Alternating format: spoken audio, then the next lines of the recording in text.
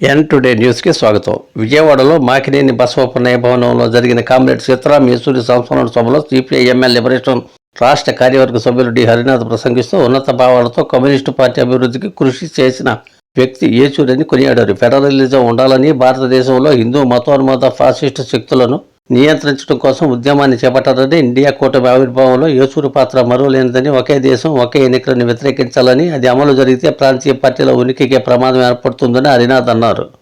ఉద్యమానికి కూడా తీరని లోటుకి కొంతమంది మరణం పక్షి ఈక కన్నా తక్కువైంది, కొంతమంది మరణం హిమాలయ శిఖరాల కన్నా ఉన్నతమైందని మాటలు చెప్పాడు. అలానే ఇంకొక ఆయన మాటను బోధిస్తాయి, ఆచరణ ఆకట్టుకుంటుందని చెప్పాడు.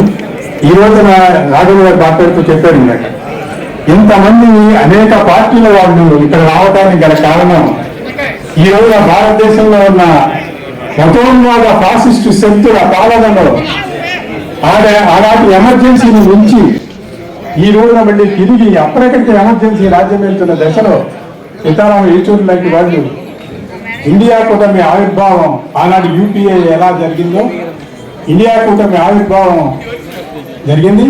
దానిలో భాగంగా మరి ఆయన మరణించిన రోజు కూడా మా సిపిఎంఎల్ లిబరేషన్ సంబంధించిన జనరల్ సెక్రటరీ దీపంకర్ భట్టాచార్య గారు కూడా ఢిల్లీ వెళ్ళడం జరిగింది.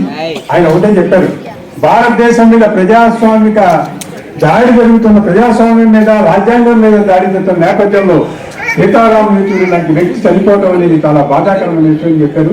అలానే ఇక్కడ సంచికలో కూడా ఉరకలెత్తే ఆవేశం ఊపిరై ఉద్యమమై ఉక్కు సంఖ్యలను పెంచే ఉప్పెనై సాహసమై సమరమై సంగ్రామ సీమల్లో త్యాగమై కోరి జెండాపై అరుణదారైన మరి సీతారాం యేచూరి లాంటి వ్యక్తులు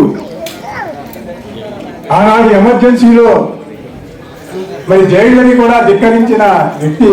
అలానే జవహర్లాల్ నెహ్రూ యూనివర్సిటీలో మరి ఆయన 3 సార్లు కూడా విద్యార్థి నాయకుడిగా ఎన్నికవటం, మరి ఆ రోజున చైర్మన్ గా ఉన్నదా చెప్పారు మన వాళ్ళు.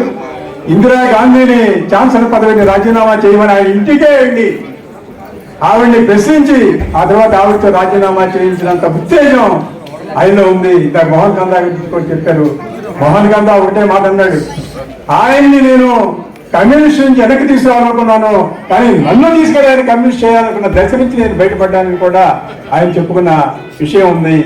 ఆయన మరి ఇలాంటి వారి చర్యల వల్ల భారతదేశంలో మళ్ళీ తిరిగి వామపక్ష ఉద్యమం బలోపేతం చేయడం కోసం ఇందాక రావాలనుకున్నట్టుగా మళ్ళీ తిరిగి మనందరం కూడా భారతదేశంలో జరుగుతున్న ప్రజాస్వామ్య దాడి మీద మరి ఆయనకి ఇచ్చే నివాళి అదే.